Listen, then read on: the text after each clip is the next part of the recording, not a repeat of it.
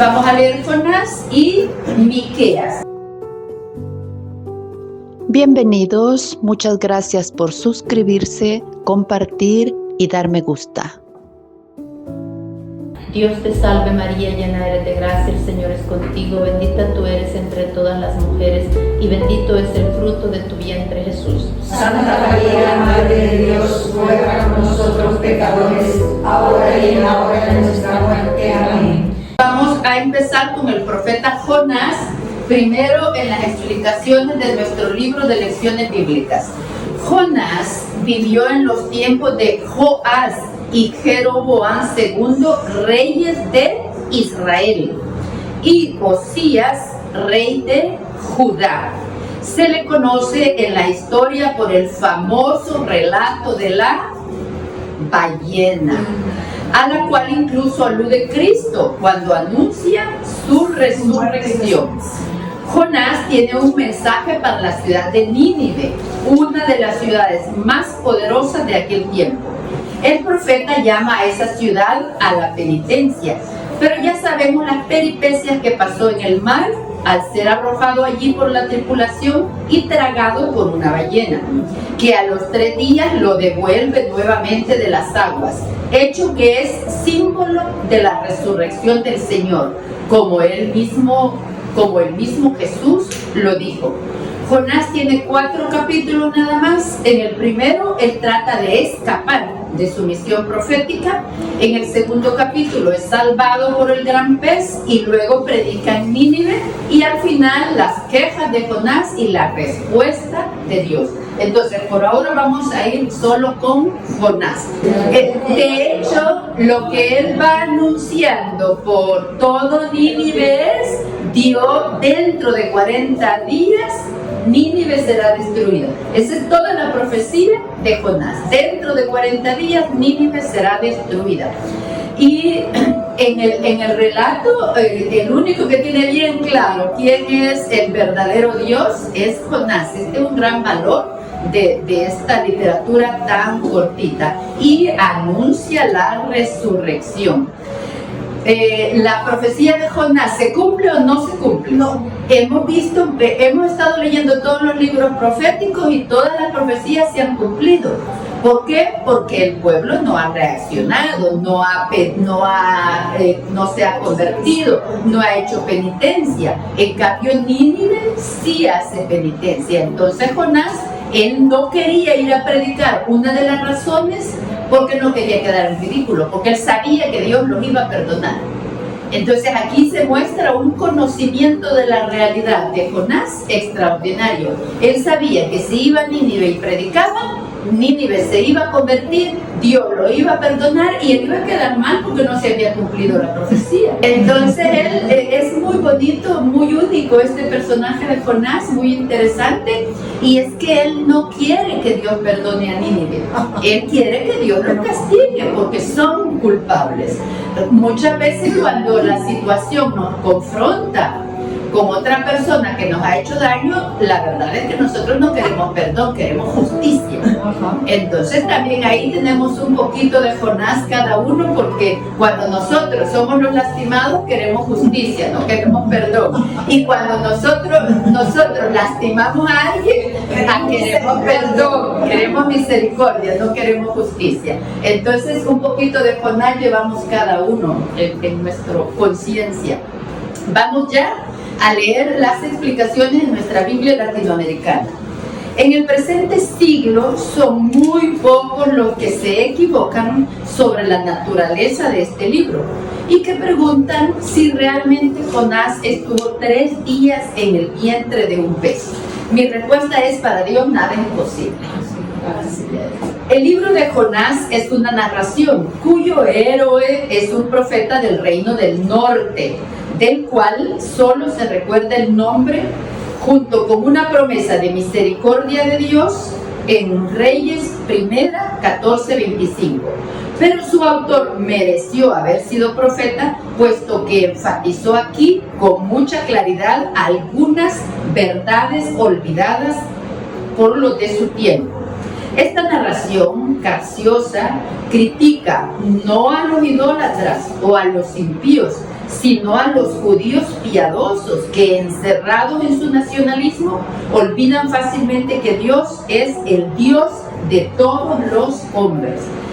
También nos puede pasar a nosotras que, ensimismadas en nuestra profunda religión o devoción o hábitos religiosos, nos imponemos como jueces del prójimo. Entonces también debemos de tener mucho cuidado. La historia de Jonás se hizo inmediatamente popular y Jesús la mencionó en Lucas 11:30 cuando habló de la conversión de los ninivitas, y en Mateo 12:40 en la comparación con los 3 días que pasó Jonás en el vientre del pez. El contenido de este libro está en las vicisitudes del personaje y en los diálogos de Jonás con Dios. Está dentro de una profecía, pero es muy revelador también, muy didáctico, todas las peripecias de Jonás y también sus diálogos con Dios. Es una visión universalista versus una mentalidad muy cerrada israelita, porque también aquí ya fundamenta que el Dios, su Dios, es el Dios de todos. Y es una llamada a la conversión y a la penitencia desde el corazón. Todos los profetas los últimos profetas nos han estado insistiendo en esto. Una conversión sincera, profunda e interior desde el corazón.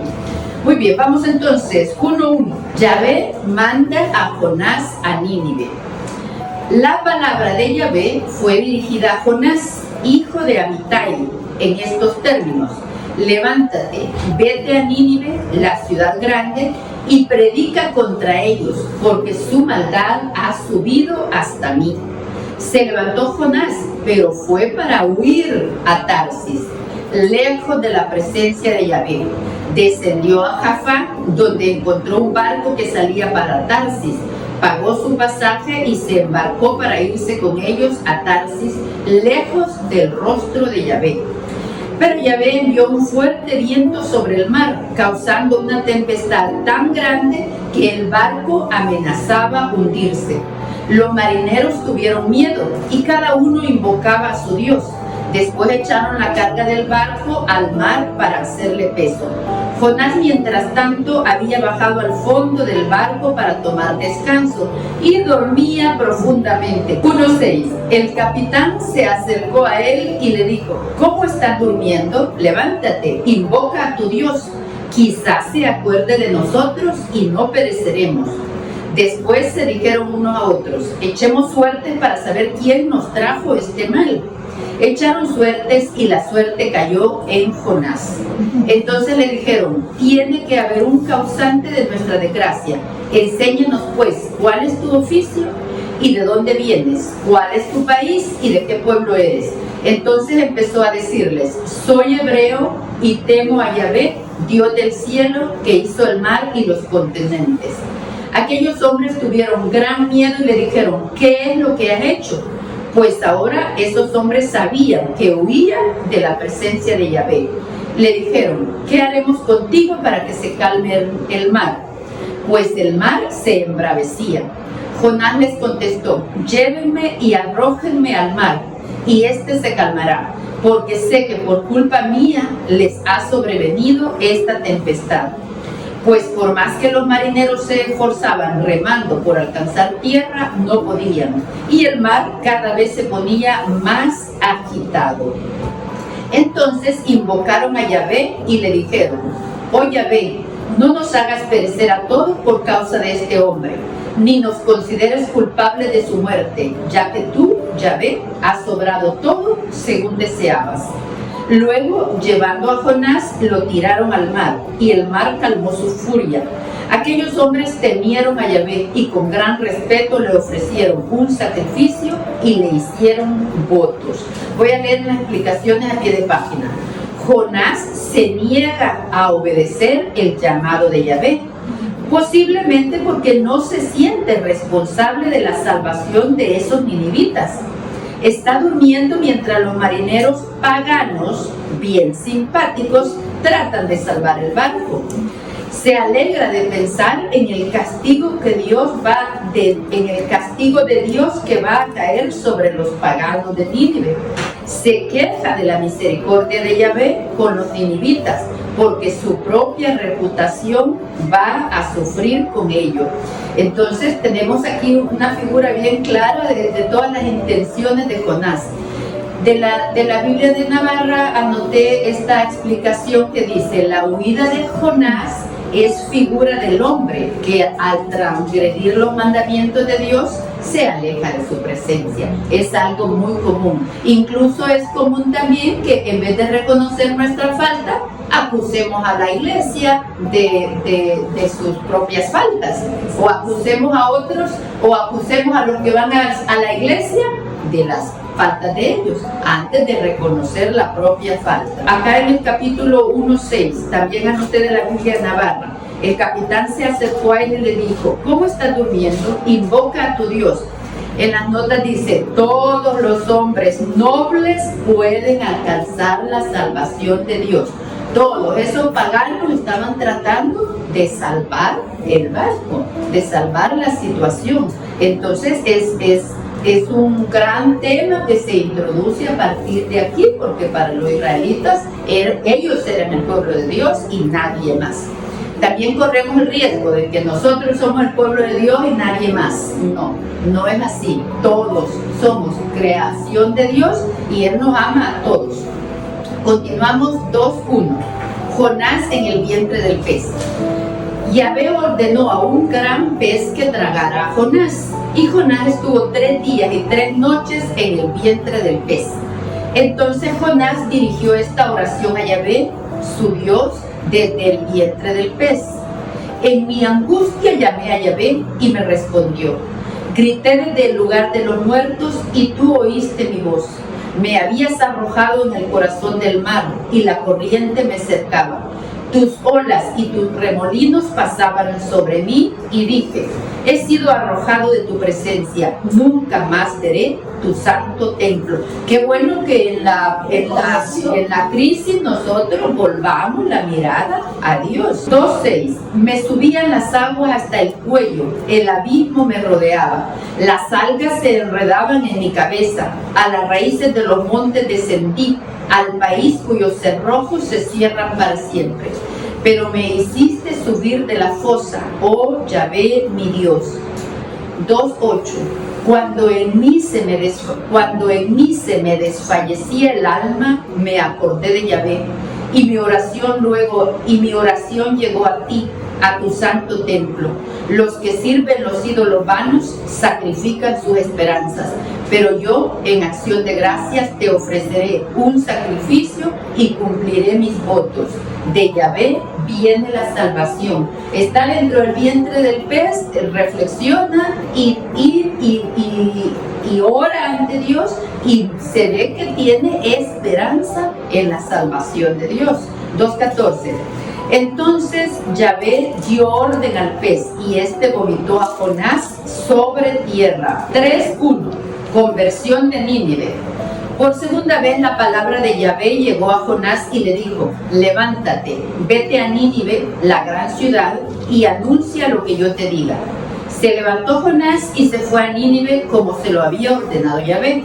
Nínive era una ciudad muy grande, se necesitaban 3 días para atravesarla. Jonás entró en la ciudad e hizo un día de camino pregonando: dentro de 40 días Nínive será destruida. Los ninivitas creyeron en la advertencia de Dios y ordenaron un ayuno y se vistieron de saco desde el mayor al menor. La noticia llegó hasta el rey de Nínive, que se levantó de su trono, se quitó el manto, se vistió de saco y se sentó sobre cenizas.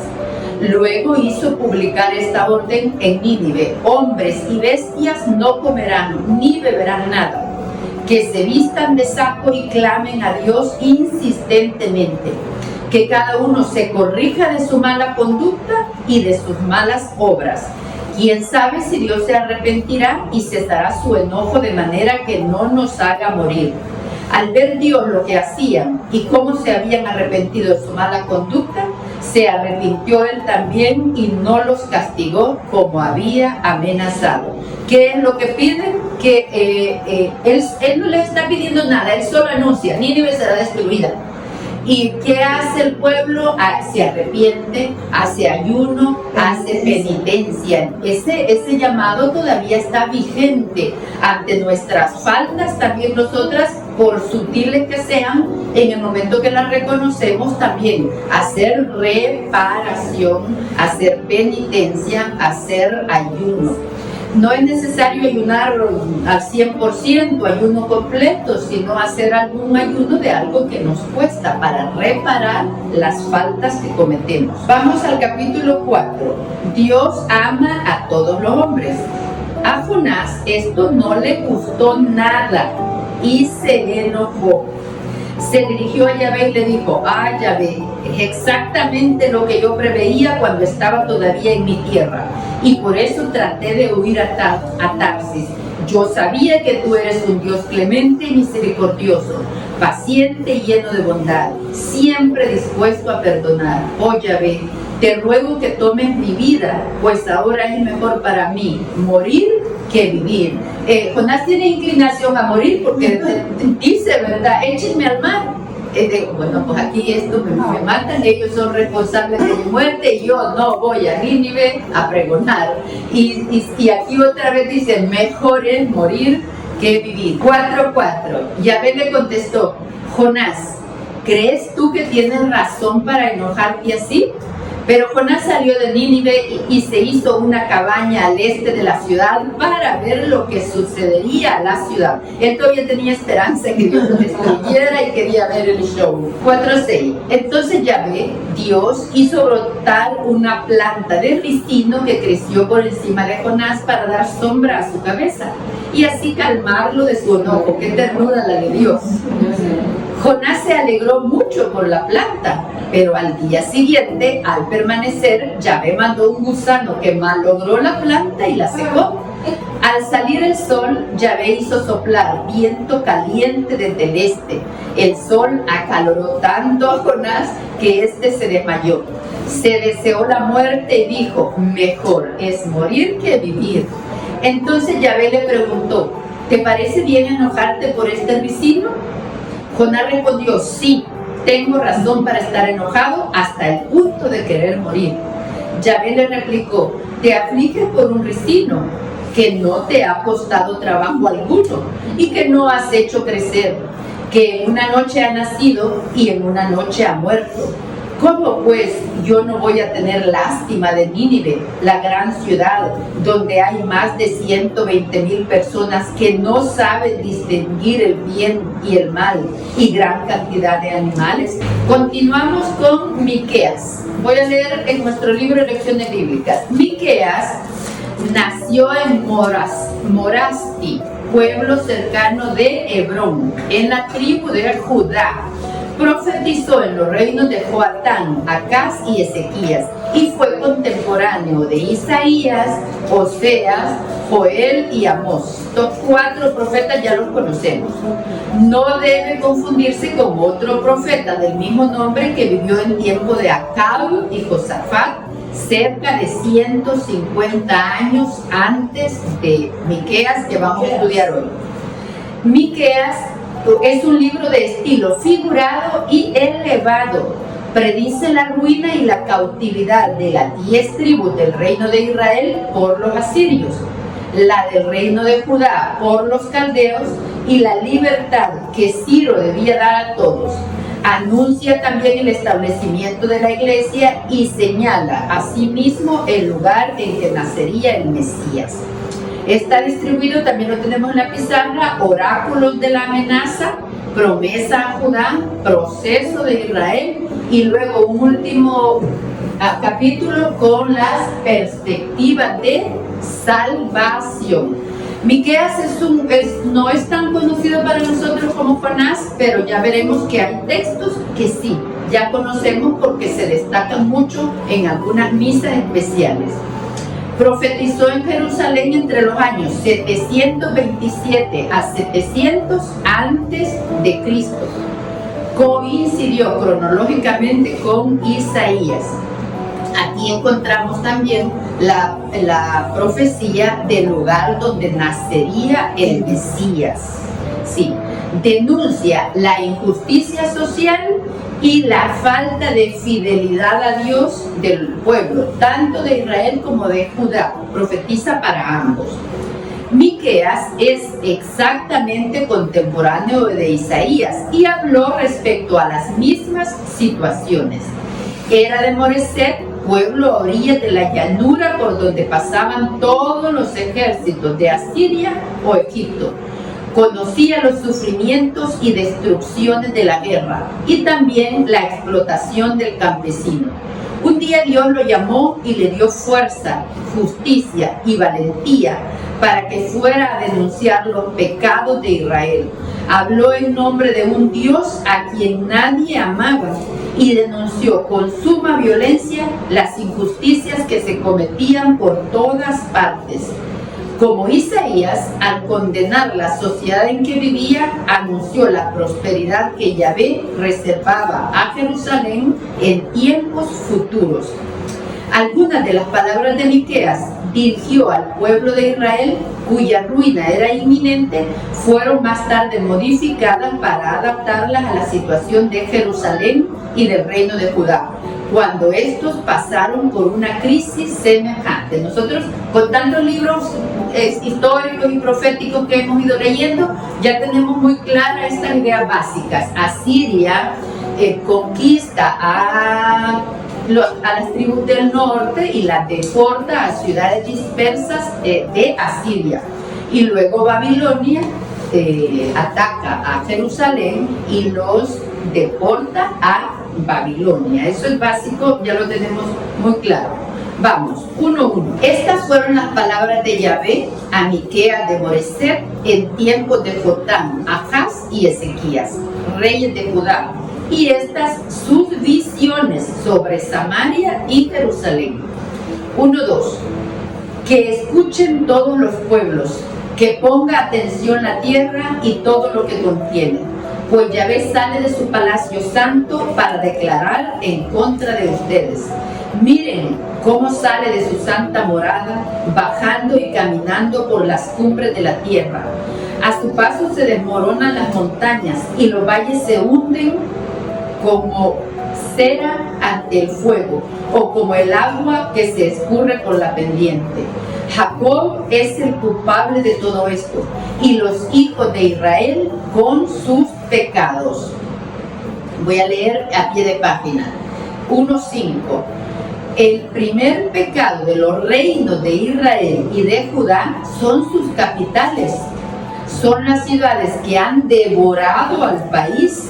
Allí están los que viven de la explotación del campesino, y es allí donde las riquezas de la tierra se transforman en palacios lujosos para algunos y en muchos gastos improductivos. Por eso a continuación dice: el pecado de Israel es Samaria y el pecado de Judá es Jerusalén, porque ellos son los que están pues creciendo en palacios, en templos, pero a costa de empobrecer al pueblo. Continuamos. 1:5. ¿Cuál es el delito de Jacob? ¿No es Samaria? ¿Cuál es el pecado de Judá? ¿No es Jerusalén? Convertiré a Samaria en un pueblo cubierto de escombros que no sirve más que para viñas. Echaré a rodar sus piedras por el valle, y así quedarán a la vista sus cimientos. Todas sus estatuas serán hechas pedazos y sus ídolos serán tirados al fuego, porque las compraron con el salario de sus prostitutas y pasaron a ser salario de prostitutas. Por todo esto lloraré y gemiré, caminaré desnudo y sin zapatos. Lloraré como aúllan los chacales y gemiré como lo hacen los avestruces. porque las llagas de Samaria son incurables y han llegado hasta Judá, alcanzando la capital de mi pueblo, la misma Jerusalén. Vemos entonces cómo Miquea va denunciando tanto a Israel como a Judá, denunciando aquí mismo las injusticias, los abusos que están haciendo del pueblo para vivir con lujo y gran riqueza. Voy a leer las explicaciones. Desnudo y sin zapatos, fuera del saco, que era la única prenda de vestir de los cautivos. Por eso dice, caminaré por el pueblo desnudo y sin zapatos. 10. No lo anuncien en Gat, ni lloren por ello en Aco. Los de Bet-Lefra, revuélquense en el polvo. Habitantes de Safi, toca el clarín. Que no salgan de sus ciudades los que viven en Sanán. Betaesel es arrancada de sus cimientos en los que se apoyaba. ¿Cómo podría ser feliz la que habita en Marot cuando la desgracia que viene de Yahvé golpea la puerta de Jerusalén? Prepara el carro con sus caballos, tú que vives en Laquis, pues por su culpa empezó a pecar la hija de Sión, ya que tú le enseñaste el mal que se cometía en Israel. Recordémonos las leyes que tenían los israelitas. Tenían leyes de cuidar a los pobres, de proteger a las viudas, de socorrer al necesitado. Pero como vivían entre naciones en que los faraones, los reyes tenían gran lujo, acordémonos que a eso se refiere con tus prostitutas. O sea, tu pueblo a los que tú imitaste en la idolatría y en la explotación del pobre para enriquecerse, para vivir para estar a nivel con los reyes de los otros pueblos con los que ellos hacían alianzas. Entonces, para eso desangraban al pueblo a través de los impuestos. Vamos al capítulo 2. Pobres de ustedes que meditan la injusticia, que toda la noche traman el mal y al amanecer lo ejecutan cuando está a su alcance. Si les gustan unos campos, se los roban. Si unas casas, se las toman. Se apoderan de la casa y de su dueño, de un hombre y de su propiedad. Por eso dice Yahvé, yo también tramo el mal contra esa gente, una desgracia tan grande que no podrán hacerle el quite ni caminar con la frente en alto. Cuando llegue aquel día, otros se burlarán de ustedes y les cantarán la canción. Hemos sido saqueados, han repartido nuestras tierras. ¿Quién echará al opresor que se adueñó de mis campos? Cuando se reúna la asamblea de Yahvé, no habrá nadie para reservarles una parcela. Fijémonos en esta pregunta, ¿quién echará al opresor? Entonces la profecía está dirigida a los opresores. El propósito de Dios es salvar a su pueblo de la opresión. 2.6. No gastes tu saliva, dicen ellos, en anunciar todas esas cosas, pues nada malo nos pasará. ¿Va a ser maldita la raza de Jacob? ¿Acaso Yahvé se pondría nervioso? ¿Es así como procede? ¿No tiene más bien palabras de bondad para su pueblo Israel? Acá estamos haciendo una figura, ellos están haciendo una figura de un Dios alcahuete que va a permitir todo, que va a admitir todo porque les ama. Y eso no es amor. Entonces aquí ellos tienen que comprender que aunque Dios les ame, odie la injusticia y va a ir contra la injusticia. 2.8.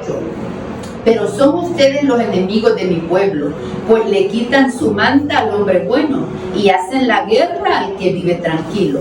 Arrancan de sus hogares tan queridos a las mujeres de mi pueblo y les quitan a sus hijos la libertad que yo les había dado. Ustedes son los que dicen, levántense y caminen, pues aquí no se descansa. Debido a sus pecados irán amarrados al cautiverio. Si un falso profeta fuera capaz de decir, Yahvé te va a dar vino y aguardiente, este sería el profeta de su pueblo. A nosotros todavía nos gusta escuchar palabras bonitas que nos endulcen el oído, no que nos confronten con la verdad.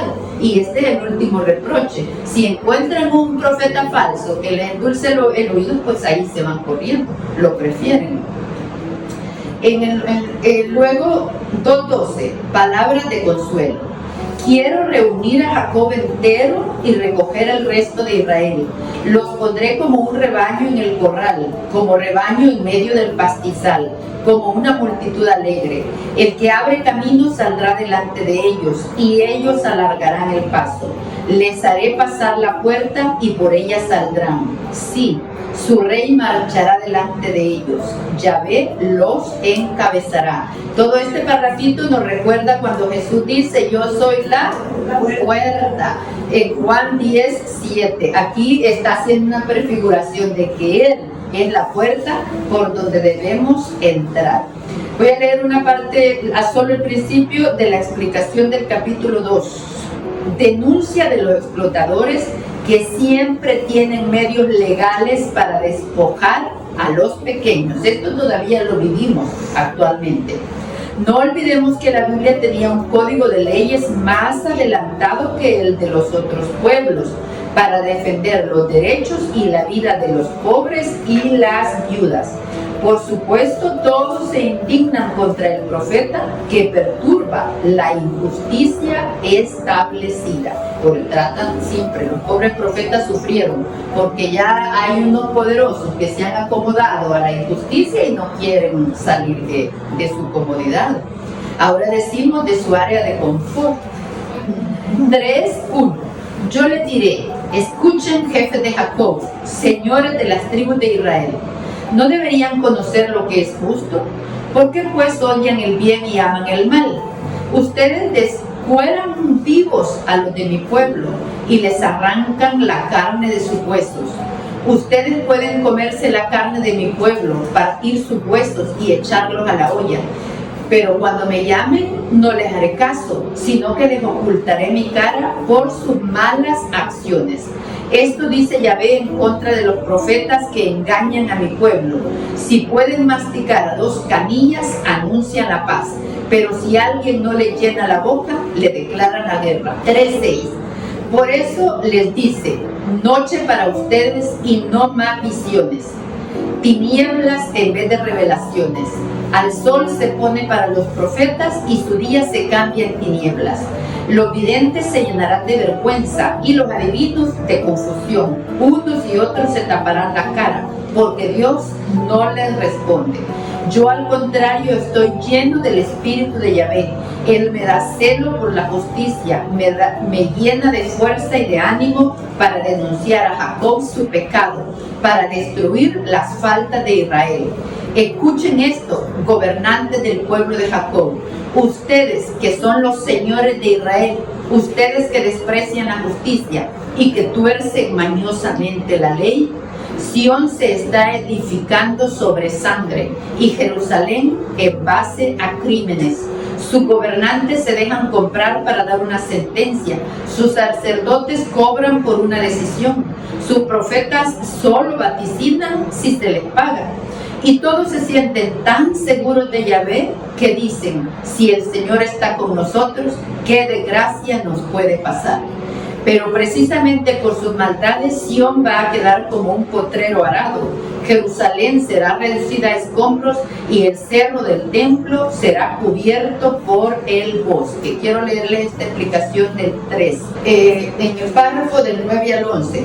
Vuelve a acusar a los gobernantes y funcionarios de que se sienten al abrigo de las miserias y de las calamidades que azotan al país. La confianza secular en Jerusalén, ciudad protegida por Yahvé, los asegura en su falsa tranquilidad.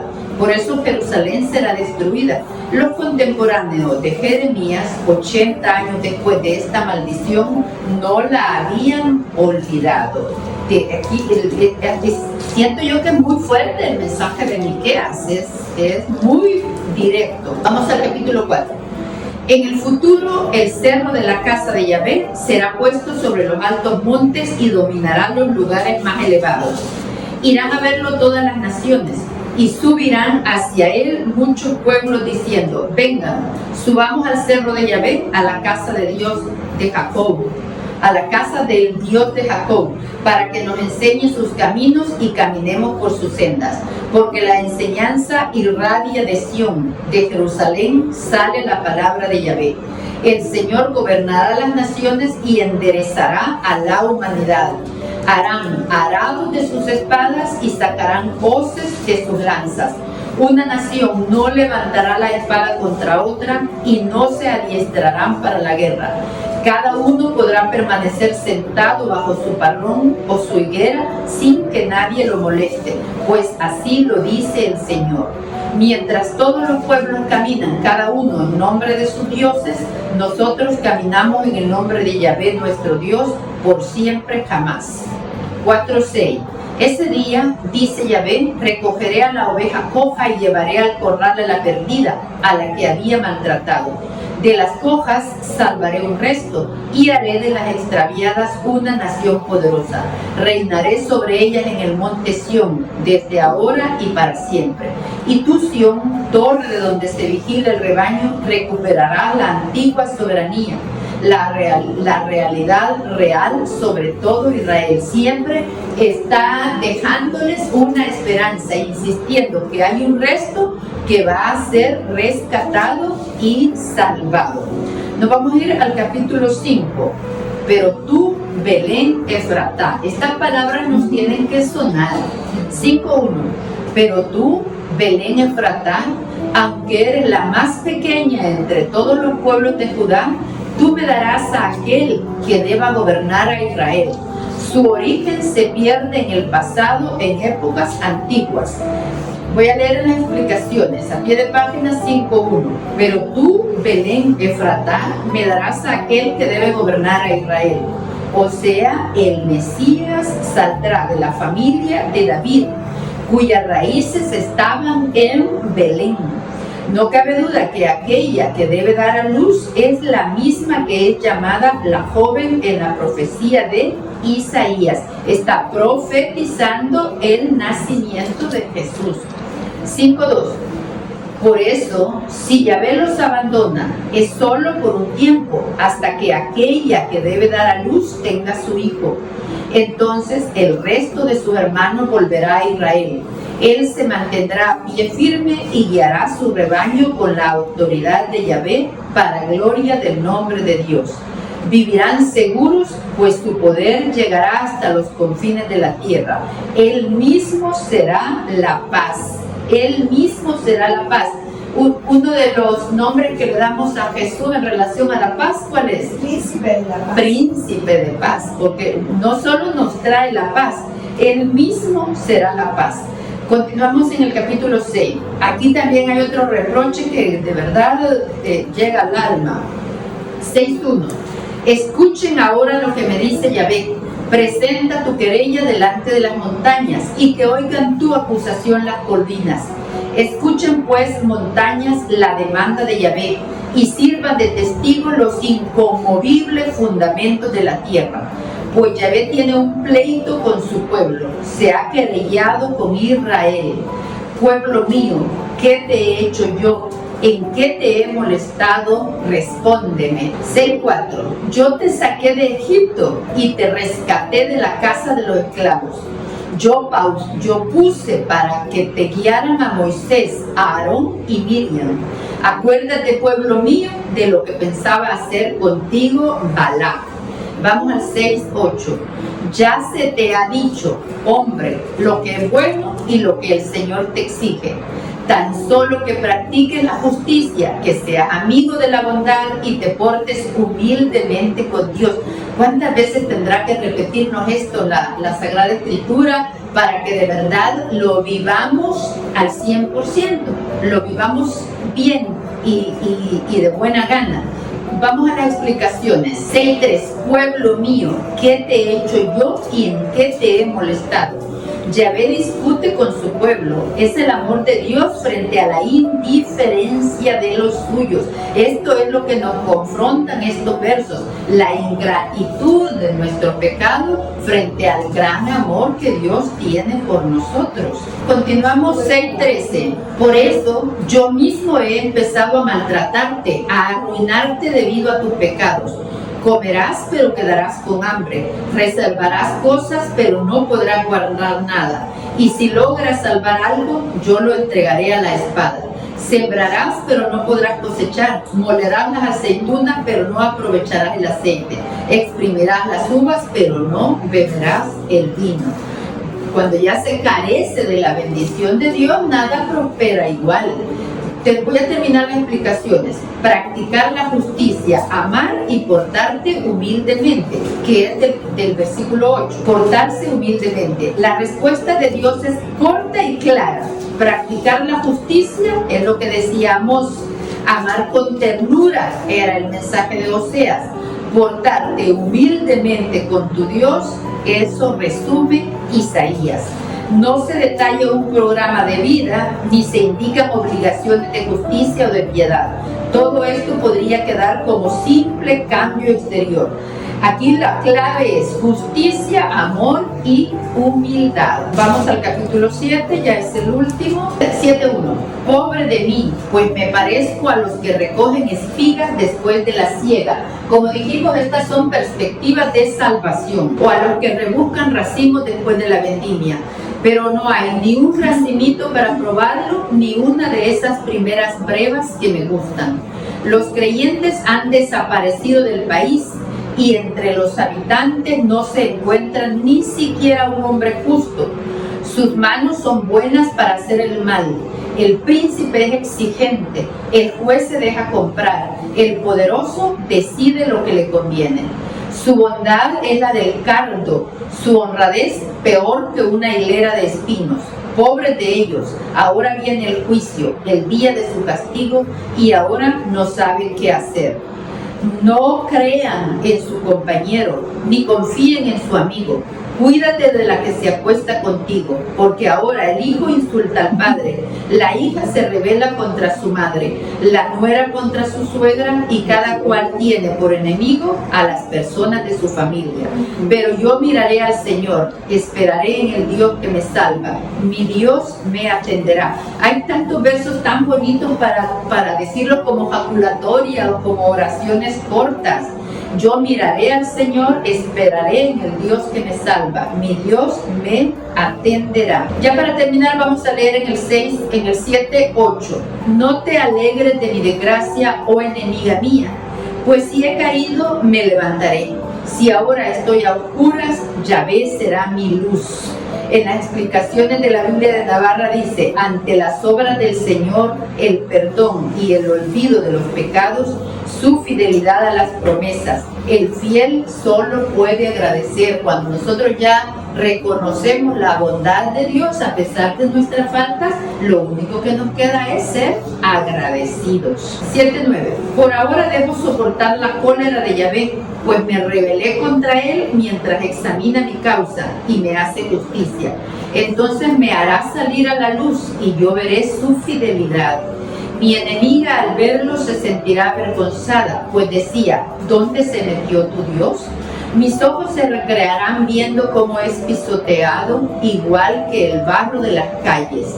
Ya llega el día en que se reedificarán tus fortificaciones, el día en que se ampliarán tus fronteras, el día en que vendrán a ti desde Asiria hasta Egipto, desde Tiro hasta el Éufrates, de uno a otro mar, de una a otra cordillera. El país se convertirá en un desierto por culpa de sus habitantes. Esto será el fruto de sus maldades. Apacienta con tu vara a tu pueblo, al pequeño rebaño que te pertenece y que todavía permanece extraviado en los matorrales, en una zona de excelentes pastizales. Concédele que pueda ir a pastar en Basán y Galaad, como lo hacía antiguamente. Haz que presenciemos tus prodigios como en los días de la salida de Egipto. Al verlo, las naciones se sentirán derrotadas a pesar de todo su poderío. Se taparán la boca con la mano y quedarán atontadas. Morderán el polvo como la serpiente, como los reptiles que se arrastran por el suelo. Saldrán temblando de sus refugios y en tu presencia se sentirán despavoridos y asustados. ¿Qué Dios hay como tú, que borra la falta y que perdona el crimen? que no se encierra para siempre en su enojo, sino que le gusta perdonar, una vez más se compadecerá de nosotros, pisoteará nuestras faltas. Tira pues a fondo del mar todos nuestros pecados. Concede a Jacob tu fidelidad y a Abraham tu misericordia, como lo juraste a nuestros padres desde los días de antiguo. En la explicación, este salmo habla del 7-8, salmo de esperanza con el que culmina el libro. Debe haber sido añadido más tarde en tiempo del destierro. Dios te salve María, llena eres de gracia, el Señor es contigo, bendita tú eres entre todas las mujeres y bendito es el fruto de tu vientre Jesús. Santa María, Madre de Dios, ruega por nosotros pecadores, ahora y en la hora de nuestra muerte. Amén. Santa María, esperanza nuestra, clave del Señor. Ruega por nosotros. Bueno, pues muchas